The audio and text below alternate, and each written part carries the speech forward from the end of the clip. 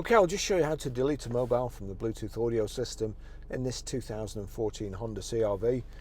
From any screen, it's on nav at the moment, but if you go to telephone, you've got telephone menu and phone setup at the bottom. Click on phone setup, Bluetooth setup, paired phone list, and you'll see there, that's my phone there. If I click on that, you've got connect, edit name, replace this phone or delete this phone. I want to delete this phone. Do you want to delete this phone? Barry's iPhone 11. Just in case you've clicked on the wrong one, it allows you to change your mind. Phone's been deleted.